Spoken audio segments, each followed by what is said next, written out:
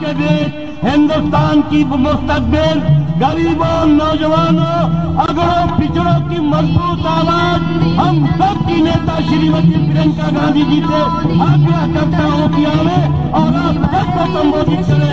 Congress party Priyanka Gandhi, Priyanka Gandhi अब तक पहुंचा है, प्रियंका गांधी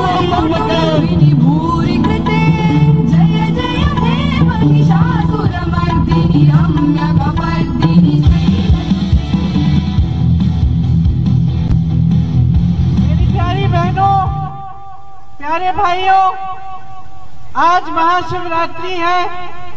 अभी मैं मंदिर होके आई हूँ, इसलिए आप सबको बहुत बहुत शुभकामनाएं। श्री अरशद खुर्शीद साहब, श्री राजेश तिवारी जी, मोहम्मद मुकीम जी, श्री काजी सुहेल अहमद जी, श्री जावेद मुकीम जी, श्री असलम खुर्शीद जी, डॉक्टर नादिर सलाम जी, श्री देवेश मिश्रा जी, आप सबका इस स्वागत में, इस सभा में बहुत बहुत स्वागत। काफी समय से इंतजार कर रहे हैं धूप में। बहुत चुनावी चर्चाएं सुनी होंगी, बहुत भाषण सुने होंगे। मैं आपको ज्यादा इंतजार न करवाते हुए कुछ दिल की बातें करने आई हूं। देखिए, चुनाव आ रहा है। चुनाव के समय तमाम नेता, तमाम राजनीतिक दलों से आकर आपके सामने तकरीर देते हैं, भाषण देते हैं। आप ध्यान से उन भाषणों को सुने तो आपको ये पता चलेगा कि कुछ ऐसे राजनीतिक दल हैं जिनमें बसपा, समाजवादी पार्टी और भाजपा तीनों गिने जा सकते हैं, जो जब जब चुनाव आता है आपसे धर्म और जाति की बात करते हैं और उनकी पूरी राजनीति भी धर्म और जाति पर आधारित है। इनमें से जैसे अरशद खुर्शीद साहब ने कहा, आपने बहुतों को परखा भी है।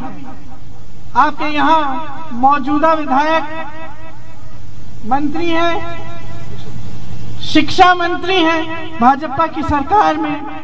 इससे पहले यहाँ के विधायक शायद समाजवादी दल के रहे। और आपने देखा कि जब जब चुनाव आता है धर्म जाति की बात कर ये लोग चुनाव जीत तो जाते हैं, लेकिन आपके क्षेत्र में, आपकी विधानसभा में फिर काम नहीं होता। तो आपने कभी ये सोचा कि ये काम क्यों नहीं हो रहा है? ये कैसा सिलसिला है कि बड़े बड़े नेता आते हैं, हमारे विधायक बनते हैं, हम चुनाव में इनका प्रोत्साहन करते हैं, इनको चुन के इनको सत्ता देते हैं, लेकिन चुनाव के बाद कोई काम की बात नहीं करता। कोई ना पाठशाला बनाता है, न हमारी सड़कें ठीक करता है, न हमारे पास बिजली लाता है, न यहाँ पे कोई नया नया उद्योग बनाता है, न कोई रोजगार पैदा करता है, न महिलाओं के अत्याचार के खिलाफ खड़ा होता है, न फिर महिलाओं की सशक्तिकरण की बात करता है। तो ये सिलसिला शुरू कहाँ से हुआ और हो क्यों रहा है, इसके बारे में मैं कुछ बातें आपसे कहना चाह रही थी। देखिए, सिलसिला शुरू हुआ जब उत्तर प्रदेश में जातिवाद और धर्मवाद के आधार पर राजनीति उभरी और आप सबने उसका समर्थन किया। तब से लेकर अब तक कई दशक बीत गए। आपने बसपा की सरकार देखी, समाजवादी की सरकार देखी, भाजपा की सरकार देखी और बार बार चुनाव के समय आपने भी आंख मूंद कर अपना वोट दे दिया। जिसने आपको बताया कि आपका धर्म सुरक्षित रखेगा, जिसने आपको कहा कि आपकी जाति को सुरक्षित रखेगा, उसी को आपने आगे बढ़ा दिया। इस तरह से इन पार्टियों के नेताओं के मन में, उनके दिमाग में कुछ धारणाएं पैदा हुई और वो धारणाएं स्थापित भी हो गई। और सबसे मुख्य धारणा क्या थी कि जब चुनाव आएगा तो धर्म के आधार पर, जाति के आधार पर हमें तो वोट मिलना ही है। अब जब हमें इस आधार पर वोट मिलना ही है तो फिर हमें काम करने की क्या जरूरत पड़ेगी?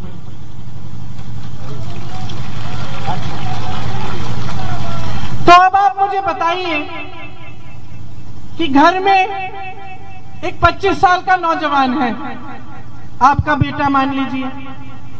अब आपने उसको बहुत मेहनत से पढ़ाया, लिखाया, सक्षम बनाया, लेकिन वो थोड़ा आलसी है, काम नहीं करता, घर पे बैठा रहता है। आप उसको खाना खिलाते रहते हो, नए नए कपड़े खरीद के उसे देते हो। एक दिन कहता है मुझे मोबाइल फोन भी चाहिए, किसी न किसी तरह से जुगाड़ करके आप मोबाइल फोन भी खरीद लेते हो उसके लिए। अब कहता है मुझे मोटरसाइकिल चाहिए, लो आपने मोटरसाइकिल भी दे दी कहीं से खरीद के। लेकिन ये बच्चा देखते देखते निकम्मा होता चले जा रहा है। आप उसको खिला रहे हो, पिला रहे हो, आप उसको नई नई चीजें दे रहे हो, बार बार उसकी आप मदद करते जा रहे हो, लेकिन वो काम नहीं कर रहा है। यही आपने नेताओं के साथ किया है। आपने निकम्मे नेता बना दिए, आदत एकदम बिगाड़ दिया इनको। आपने इनकी आदत ये डाल दी कि हम तो आपसे कुछ पूछेंगे नहीं, आप चाहे सड़क ना बनाए, स्कूल ना बनाए, हमने तो पूछना ही नहीं है। चुनाव के समय आओगे, हमारे जज्बातों को उभारोगे, हमसे धर्म की बात करोगे, जाति की बात करोगे, हम आगे बढ़ा देंगे। अब इतनी बुरी आदत डाल दी है दशकों से आपने, आदत तोड़ोगे कब?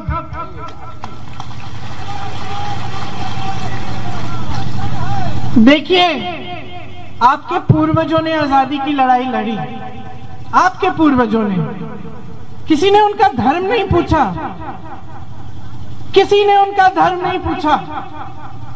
हिंदू मुसलमान ने कंधे से कंधा लगाकर अंग्रेजी साम्राज्य को देश से निकाल दिया।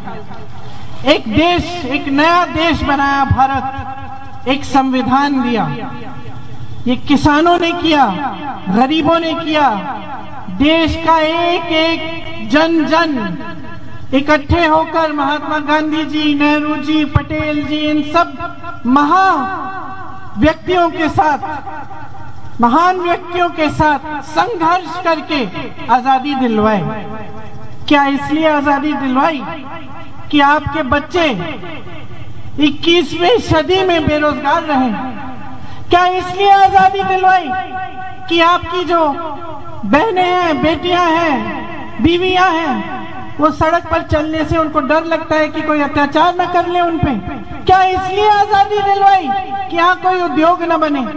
क्या इसलिए आजादी दिलवाई कि आप वहीं के वहीं रहें और आपकी कोई तरक्की नहीं हुई? नहीं ना। आजादी आपको इसलिए दिलवाई ताकि आप आत्मनिर्भर हो पाए, सशक्त हो पाए, अपने पैरों पे खड़े हो पाए।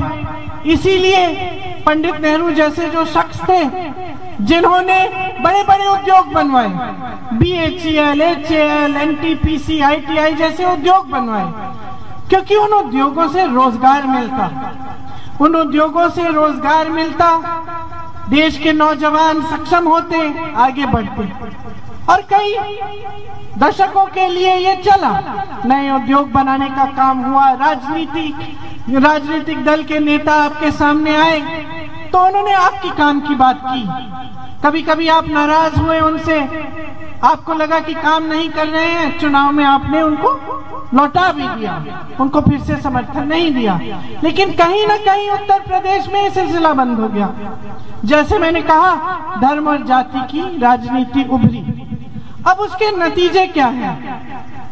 नतीजे ये हैं कि प्रदेश की सरकार 12 लाख सरकारी पद खाली रखे हुए हैं 5 सालों से। उनको मालूम है भर के क्या करेंगे, कोई जरूरत ही नहीं है, कोई पूछने वाला नहीं है, तो खाली रख दिए। तमाम नौजवान बेरोजगार खड़े हैं, पद खाली पड़े हैं, रोजगार नहीं दिया। जो BHEL, NTPC, HAL जैसी बड़ी बड़ी संस्थाएं जो कांग्रेस की सरकारों ने बनाई, यहाँ लाने की बात छोड़िए, जो अच्छी संस्थाएं लगी हुई थी उनको बेच डाला। किसे बेचा? अपने अमीर उद्योगपति दोस्तों को। तीसरी जगह जहां से रोजगार आ सकता था, किसानी, खेती और छोटे दुकानदार, छोटे व्यापारी, किसान को आपने खत्म कर डाला। ऐसे कानून ला रहे थे ये लोग कि किसान करे मेहनत, किसान का खून पसीना और फायदा उठाए उनके बड़े बड़े उद्योगपति मित्र। किसान को उपज का दाम नहीं मिल रहा, खाद नहीं मिल रही, बिजली की बड़ी बड़ी बिल भरनी पड़ रही है, कमा ही नहीं पा रहा, रोजगार क्या दिलवाएगा अपनी खेती में। छोटा दुकानदार परेशान है। GST, नोटबंदी, इनकी नीतियों को देखिए, सब आपकी कमर तोड़ने की नीतियां। आपको बड़ी बड़ी राष्ट्रवाद की बातें कि काला धन सब वापस आ जाएगा, ये एक राष्ट्रवादी कदम है। कुछ काला धन वापस नहीं आया, लेकिन आपकी जो कमाई है वो जरूर खत्म हो गई। तमाम ऐसे बिजनेस हैं छोटे छोटे जो रोजगार दिलवा सकते थे, मैन्युफैक्चरिंग के यूनिट, छोटे छोटे कारोबार, सब बंद करने की कगार पे आ गए हैं। महिलाओं की स्थिति खराब है। महिलाओं के लिए आज जो सरकार है उसी धारणा को लेकर कि कुछ करने की जरूरत नहीं है। उनकी सबसे बड़ी महिलाओं की स्कीम क्या है? एक गैस सिलेंडर मुफ्त पकड़ा दिया। एक गैस सिलेंडर मुफ्त पकड़ा दिया, जिम्मेदारी खत्म। सोचते कि चलो वोट आ जाएगा, महिलाओं के से महिला तो सबसे जज्बाती होती है, उसको धर्म के बारे में, जाति के बारे में उसकी जज्बातों को उकसा के वोट तो मिलना ही है। एक गैस सिलेंडर भी दे देते हैं मुफ्त में, इससे और थोड़े वोट मिल जाएंगे, बात खत्म। तो ये जो धारणा है इनके मन में, ये जो बुरी आदत जो आपने डलाई है, इसका नतीजा ये हुआ कि इन्होंने ना रोजगार दिलवाने का काम किया, ना किसान को मजबूत करने का काम किया, ना छोटे दुकानदारों और व्यापारियों को मजबूत करने का काम किया, और ना मेरी बहनों को मजबूत करने का काम किया। लेकिन आज भी मंच पर खड़े होकर कह रहे हैं कि हम ही जीतेंगे, अरे हम ही सरकार बनाएंगे। दूसरी तरफ समाजवादी पार्टी को देखिए, कहती है कि इनको हराएगी। अरे मैं पूछना चाहती हूँ, कोई ऐसा जंग है इस पूरे विश्व के इतिहास में जो बगैर लड़े जीता गया? CAA NRC हुआ, मुझे याद है मैं बिजनौर गई थी, वहां 2 लड़के अनस और सुलेमान को मारा गया था। मैं उनके परिवारों से मिलने गई। अनस दूध बेचता था अपनी गली के पीछे, छोटा सा उसका ठेला था, उस पे दूध बेच के अपनी माँ और अपनी बहनों को मदद करता था। उसके पिताजी टेलर मास्टर थे, पंजाब में काम करते थे। अनस ने पीछे से कुछ आवाज सुनी कि भीड़ इकट्ठी हो रही है, और ऐसे ही देखने चले गया कि भाई क्या हो रहा है। जैसे घर से बाहर निकला, उसको गोली लगी, पुलिस ने गोली मारी, मर गया। 19 साल का बच्चा था। सुलेमान मस्जिद से बाहर आ रहा था, नमाज पढ़ने के बाद कुछ लड़के खड़े थे, पुलिस आई, किसी वजह से गोली मारी, मर गया। नोएडा से आया था बेचारा, कमाता था, नौकरी करता था, माँ बाप से मिलने आया था घर। मैं इनके घर गई और मैंने देखा कि क्या परिस्थितियां हैं और CAA NRC की वजह से क्या हो रहा है। ये हो रहा है कि आपके संविधान की जो आपको हक दिया गया था वो छीनने की कोशिश हो रही है। और समाजवादी दल के नेता चुप, घर से बाहर तक नहीं निकले, आपसे मिलने तक नहीं आए। आप आंदोलन कर रहे हैं, आपसे मिलने तक नहीं आए। और मैं आपको बताती हूं कि आप अकेले नहीं हैं। जब दलितों पर अत्याचार हुआ आगरा में, अरुण वाल्मीकि की परिवार को बेरहमी से पीटा गया, एक चोरी का इल्जाम लगाकर उस लड़के पर 18 लोग, 18 सदस्य उसके परिवार के उठवाए गए, हिरासत में लिए गए। उसकी एक बहू, छोटी सी उसकी बीवी, जिसका एक 1.5 महीने का बच्चा है, उसको इस तरह से पुलिस कर्मियों ने पीटा, पुरुषों ने पीटा कि वो मेरे सामने फूट फूट कर रोई। उसके भाइयों के यहाँ पर हाथों के ऊपर यहाँ पर कुर्सी की टांगों को रख के उसको दबाया गया, उसके घुटनों को तोड़ा गया, उस पर कूद कूद कर उसकी हड्डी हड्डी तोड़ डाली और उसके परिवार के तमाम सदस्यों को मारा पीटा। एक उसके ससुर जी के नाखून निकाले, कोई नहीं आया उसके पास, वो भी अकेले नहीं थे। हाथरस में गई, उन्नाव में गई, शाहजहांपुर में गई, महिलाओं पर अत्याचार किया गया, महिलाओं का बलात्कार करके उनको मार डाला गया और इस सरकार का पुलिस और प्रशासन उनकी चिता को जला लिए, बगैर उनके माता पिता के वहां रहे, अंतिम संस्कार ही नहीं होने दिए। पुलिस और प्रशासन ने उस महिला की, उसके परिवार की मदद नहीं की, उल्टा उनको जलील किया, उन पर दबाव डाला और जिन्होंने ये अत्याचार किया था, जो अपराधी थे, उनको बचाया। आगे बढ़िए, लखीमपुर खेरी आइए। लखीमपुर खेरी में किसानों की हत्या एक जीप को चलाते हुए एक मंत्री के बेटे ने की। जीप के पहियों के नीचे 6 किसानों की हत्या कर डाली। उसमें एक पत्रकार भी था, रमेश कश्यप, उसको भी मार डाला। जब मैं उन परिवारों से मिलने गई तो मैंने देखा कि उनको बेरहमी से मार डाला, लेकिन उन्होंने भी कहा, न पोस्टमार्टम रिपोर्ट दी, एफआईआर दर्ज करने के लिए राजी नहीं थे। और जब हम लोगों ने कहा कि हम मिलने जाएंगे तो सारी पुलिस को तैनात कर दिया हमें रोकने के लिए, लेकिन जब वो कत्ल हो रहे थे तब पुलिस वहां नहीं थी, तब पुलिस ने किसी को नहीं रोका, मंत्री के बेटे को नहीं रोका। न समाजवादी दल के नेता आपके पास आए, न उन्होंने आंदोलन किया आपके लिए, न उन्होंने संघर्ष किया, न बसपा के नेता आए, घर से निकली ही नहीं, ट्वीट कर लिए, सोशल मीडिया पे डाल दिए दोनों ने। और भाजपा को तो छोड़ ही दीजिए, वो तो मंत्री को, उसी मंत्री के साथ मंच पे खड़े होते हैं, उस मंत्री का इस्तीफा भी नहीं मांगा। जब अत्याचार आया आपके पास तो उसने पूछा क्या धर्म है, क्या जाति है। जब महंगाई आती है आपके घर में तो पूछती है कि आपकी धर्म और जाति क्या है। जब बेरोजगारी आती है, कोई दरवाजा खटखटा के आती है कि भाई मैं देखूं यहाँ हिंदू है या मुसलमान, चलो मैं उस चले जाता हूं।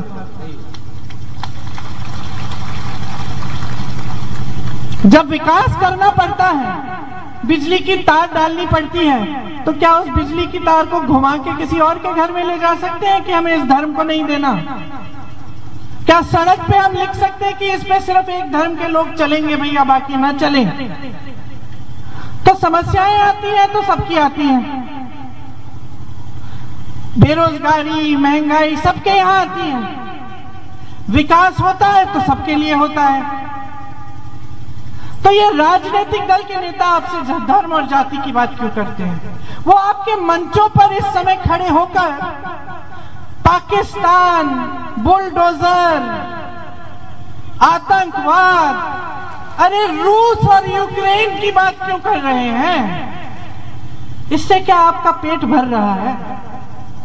इससे क्या आपको रोजी रोटी मिल रही है? क्या आप कमा रहे हैं? क्या आपकी तरक्की हो रही है? अरे नहीं भैया, नहीं हो रही है। आंख खोल लीजिए, खोल लीजिए अपनी आंखें। तरक्की सिर्फ इन लोगों की हो रही है और ये समाजवादी दल और बसपा समझौते किए हुए हैं। ये मत समझिए, ये गलतफहमी में मत रहिए आप कि अगर इनकी सरकार बन भी गई तो ये सामना कर पाएंगे, इनकी नहीं कर पाएंगे, क्योंकि किया ही नहीं है 5 सालों से। एक जांच हो जाएगी, एक एजेंसी लग जाएगी, चुप हो जाएंगे, दुबक जाएंगे फिर से अपने कमरों में। आपके लिए संघर्ष सिर्फ और सिर्फ कांग्रेस पार्टी ने किया है। आपके लिए सड़क पे उतरी कांग्रेस पार्टी, कांग्रेस पार्टी ने आपका धर्म नहीं पूछा, आपकी जाति नहीं पूछी, चाहे आप दलित हो, आप ब्राह्मण हो, आप कुछ भी हो, आप मुसलमान हो, आप हिंदू हो, आप बौद्ध हो, आप ईसाई हो, अगर आपके यहाँ अत्याचार आया, अगर आप पर हिंसा हुई, आपको पीड़ा हुई, आपको दुख हुआ, तो कांग्रेस पार्टी के नेता आपके यहाँ आए, क्योंकि कांग्रेस पार्टी के नेता समझते हैं कि आपके प्रति उनकी जिम्मेदारी क्या है। दूसरों की तरह भूल नहीं गए हैं, वो इस गलत फहमी में नहीं है कि आपसे धर्म और जाति की बातें कर करके आगे बढ़ेंगे। हम नहीं चाहते कि आप निर्भर हो कभी भी किसी पर भी, क्योंकि हमारे पूर्वजों ने आपकी आजादी की लड़ाई लड़ी है, हमारे पूर्वज शहीद हुए इस देश के लिए, उनका खून इस मिट्टी में मिला हुआ है। हम कभी नहीं चाहेंगे कि आप निर्भर हो जाएं, हम कभी नहीं चाहेंगे कि एक ऐसी स्कीम बने जिससे आपको एक बोरा राशन मिले और आपको थोड़े थोड़े पैसे खाते में आपके डाले जाएं और उसी पर आप चलते रहे, निर्भर होते रहे। अरे यही बोरा राशन तो कांग्रेस पार्टी देती थी, 1-2 रुपए में, 3 रुपए में आप खरीद लेते थे। तो 2-3 रुपए आज के जमाने में क्या है, मुफ्त ही तो है। इन्होंने तो इतना बवाल उठा दिया है कि एक राशन का बोरा आपको पकड़ा रहे हैं, लेकिन इनकी नीयत को समझिए, ये रोजगार नहीं देंगे। आप जैसे नौजवानों को जिसमें हुनर है, जिनमें काबिलियत है, जो परीक्षाएं दे चुके हैं, जिनकी MA पास, BA पास, ITI पास है, उनको कभी ये नौकरी नहीं देंगे। मैं दावे के साथ कह सकती हूँ।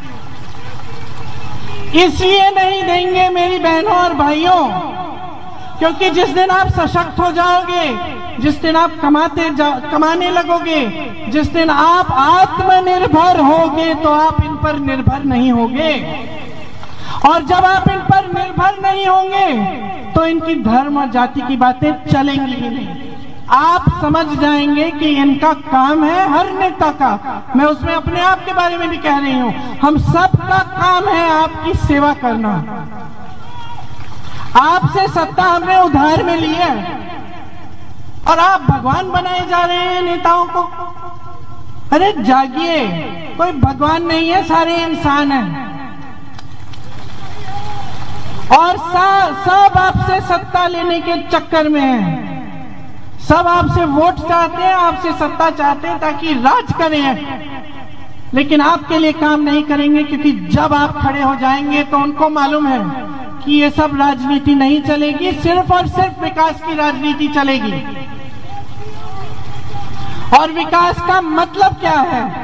सबसे पहला मतलब है रोजगार। जब तक रोजगार नहीं मिलेगा इस प्रदेश के नौजवानों को, तब तक ना आत्मनिर्भर होंगे, ना आजाद होंगे और ना उनका विकास होगा। तो जब ये आते हैं आपके सामने, बड़ी बड़ी बातें करते हैं, इनसे पूछिए रोजगार देंगे? कैसे देंगे? आपने कहा था 70 लाख रोजगार देंगे, आज आप कह रहे हैं कि 4 लाख भी नहीं बनाया, आपने खुद कह रहे हैं। बाकी रोजगार कहां गए? पूछिए। कांग्रेस पार्टी कह रही है 20 लाख सरकारी, अब 20 लाख रोजगार देंगे। कैसे? 12 लाख सरकारी पद जो खाली हैं, सबसे पहले उनको भरा जाएगा। 8 लाख नए रोजगार बनाएंगे। नौजवानों, अगर तुम बिजनेस शुरू करना चाहते हो, एक छोटा कारोबार, अपना कोई काम, तो सरकार आपको 5 लाख रुपए 1% ब्याज में देगी, ताकि अपने पैरों पे खड़े हो। हम चाहते हैं कि आप सवाल उठाओ, हम चाहते हैं कि आप अपना संवैधानिक हक समझो। कोई एहसान नहीं कर रहा है आपको राशन देकर, थोड़े थोड़े पैसे भेजकर, कोई एहसान नहीं चाहिए किसी को। आपको रोजगार चाहिए, ये आपका हक है। शिक्षा आपका हक है, अपने पैरों पे खड़ा होना आपका हक है, उद्योग आपके हक है। जो भर्ती की प्रक्रिया है आज जो धूमिल हो चुकी है, उसको पारदर्शी बनाने के लिए कांग्रेस ने एक पूरा खाका तैयार किया है। परीक्षा का दिन, रिजल्ट का दिन और नियुक्ति का दिन 6 महीने के अंदर अंदर, नहीं तो कानून लाएंगे कि कोई इसके साथ फेरबदल करने की कोशिश करे तो उसको उस पर कार्रवाई होगी। ये जो सिलसिला चल रहा है कि नौजवान परीक्षा देता है, मेहनत करता है, फीस भरता है और 4-5 साल गवा देता है अपने जीवन का नियुक्ति के इंतजार में, क्योंकि लोग भ्रष्ट हैं, क्योंकि घोटाले कर रहे हैं, ये सब बंद करेंगे। हम आपकी परीक्षाओं और आपकी नियुक्तियों का जो पूरा जॉब कैलेंडर बनाएंगे और उस जॉब कैलेंडर से इधर उधर नहीं होने देंगे। इसी तरह से मेरे किसान भाई और बहनों यहाँ बैठे हो, कांग्रेस ने पहले आपके कर्ज माफ किए, फिर से कह रहे हैं जैसे पहले किया आप सबके कर्ज माफ किए जाएंगे। आज आपको 1000 से 1200 रुपए मिल रहे हैं गेहूं और धान के लिए। हम कह रहे हैं कि छत्तीसगढ़ में कांग्रेस की सरकार आज के दिन 2500 रुपए दे रही है क्विंटल। हम यहाँ पे उत्तर प्रदेश में वही करेंगे। गन्ने के लिए 400 मिलेगा। आपकी जो बिजली की बड़ी बड़ी बिलें हैं उनको आधा किया जाएगा। जिन छोटे दुकानदारों और छोटे व्यापारियों के लिए बहुत ज्यादा मुश्किल पैदा हुई कोरोना के चलते और उनको बड़ी बड़ी बिलों का उनका बकाया है, वो बिल हम साफ करवा देंगे। छोटे व्यापारियों, छोटे दुकानदारों की पूरी सहायता के लिए हम पूरी तरह से काम करेंगे। जहां जहां उत्तर प्रदेश में हुनर है वहां हम उस हुनर के लिए सारी सुविधाएं देके उसको सशक्त करके आपको रोजगार दिलवाएंगे। मेरी बहनें, आज आप अस्पताल जाते हो, ब्लॉक के अस्पताल में आपको पुरुष डॉक्टर मिलता है, आपके लिए महिला डॉक्टर मौजूद करवाएंगे, वहां महिला नर्स होगी। आपकी शिक्षा के लिए हम पाठशालाएं खुलवाएंगे। उसके अलावा जितने भी सरकारी रोजगार हम बनाएंगे उसमें से 8 लाख महिलाओं को मिलेंगे। पुलिस में 25% महिलाओं की भर्ती कराएंगे। आप पर जब अत्याचार होगा, अगर कोई पुलिसकर्मी अपराधियों के खिलाफ एफआईआर दर्ज करने से इनकार करे या उसमें बाधा डाले, 10 दिन के अंदर अंदर अगर वो एफआईआर दर्ज नहीं हुआ तो उस अधिकारी के सस्पेंशन का कानून लाएंगे। छात्राओं को मुफ्त में फोन और मुफ्त में स्कूटी मिलेगा ताकि वो भी आत्मनिर्भर बने। जिन परिवारों को सबसे ज्यादा मुश्किल हुई कोरोना में, जो एकदम पिछड़े परिवार हैं, उनको 25,000 रुपए दिए जाएंगे। छुट्टे जानवर की जो बहुत बड़ी समस्या है, जिनके बारे में हमारे अंतर्यामी सर्वज्ञानी प्रधानमंत्री श्री नरेंद्र मोदी जी कहते हैं कि उनको संज्ञान ही नहीं था। देखिए कितनी हिम्मत दी आपने दी है हिम्मत कि इतनी बड़ी समस्या है और आपके प्रधानमंत्री मुख्यमंत्री आकर कह सकते हैं कि हमें संज्ञान ही नहीं था, हमें तो मालूम ही नहीं था कि तुम परेशान हो, तुम देश के किसान हो, इस देश की रीढ़ की हड्डी हो, लेकिन हमें नहीं पता कि तुम्हारी परेशानियां क्या हैं। इतनी हिम्मत दे दी आपने। खैर, आए उन्होंने कहा कि हमें तो मालूम ही नहीं था। कहने के बाद एकदम जो कांग्रेस की सरकार छत्तीसगढ़ में 3 सालों से कर रही है, उसी को उन्होंने उसी की घोषणा कर दी कि हम ऐसा करेंगे। कैसा? जैसा कांग्रेस की सरकार छत्तीसगढ़ में कर रही है। क्या कर रही है इस समस्या के समाधान के लिए? वहां पे भी ये बहुत बड़ी समस्या थी, तो उन्होंने कहा पब्लिक को कि देखो, अगर आप छुट्टे जानवर का देखभाल करोगे तो हम 2 रुपए किलो में आपसे गोबर खरीदेंगे। सुन लीजिए, कई जगह मैं ये कहती हूँ तो लोग हंसते हैं कि भाई सरकार गोबर खरीद के क्या करेगी। अरे सरकार का काम है आपको सशक्त करने का, चाहे गोबर ना खरीदना पड़े। लेकिन सरकार उस गोबर को खरीद के गोबर गैस बनाती है, स्वयं सहायता समूह की महिलाओं को देकर उससे अच्छी खाद बनवाकर किसानों को दिलवाती है। तो सब तरफ का फायदा। छुट्टा जानवर छुट्टा नहीं रहा, आपने घर में उसकी देखभाल कर ली। आपको देखभाल करने के लिए थोड़ी सी आपकी कमाई भी हो गई 2 रुपए किलो गोबर से। उस गोबर का अच्छा इस्तेमाल भी हो गया, आप ही के लिए खाद बन गई और गोबर गैस बन गई। समस्या का समाधान हो गया। अब 5 साल बाद ये देखते हुए कि ये समस्या जो इन्हीं की नीतियों की वजह से बनी है और इनका जो सुझाव 5 सालों के लिए इसके समाधान के लिए क्या था, गौशालाएं बनाई, छत भी नहीं है बहनों और भाइयों, गौशालाओं में छत भी नहीं है, पानी भी नहीं है, चारा भी नहीं है, गाय को जेसीबी से उठाकर दफनाया जा रहा है, जिंदे गाय को। और मैंने अपनी आंखों से सारे वीडियो देखे हैं, 30-40 गाय को लेकर गाड़ा जा रहा है और जिंदा है, सांस ले रही हैं, उन पे मिट्टी डाली जा रही है, जंगली कुत्ते उनको खा रहे हैं, उनके घाव खा रहे हैं। यही है इनका धर्म। ये सिर्फ राजनीतिक इस्तेमाल के लिए है धर्म, ये सच्चा धर्म नहीं है। सच्चा धर्म, सच्चा हिंदू धर्म, सच्चा मुसलमान धर्म, सच्चा ईसाई धर्म, सच्चा बौद्ध धर्म यही कहता है, और सारे एक ही चीज कहते हैं कि नेता का सबसे बड़ा धर्म जनता की सेवा है। किसी भी किताब को खोल दीजिए, किसी भी भगवान की वाणी को सुनिए और वो यही कहेंगे, सेवा, सेवा सबसे बड़ा धर्म है। उस धर्म को तो ये लोग निभा ही नहीं रहे हैं। तो कांग्रेस पार्टी उस सेवा को के धर्म को निभाना चाहती है। हम कह रहे हैं, हम चाहते हैं कि आप सशक्त बने, आप आजाद बने, आपकी गुलामी नहीं चाहते। हम नहीं चाहते कि कोई भी नेता इस देश को, इस प्रदेश को तानाशाही जैसे चलाए। ये एक लोकतंत्र है, इसका संविधान आपके पूर्वजों, हमारे पूर्वजों के खून पसीने से बना है और उसमें आप सबका हक बहुत स्पष्ट है।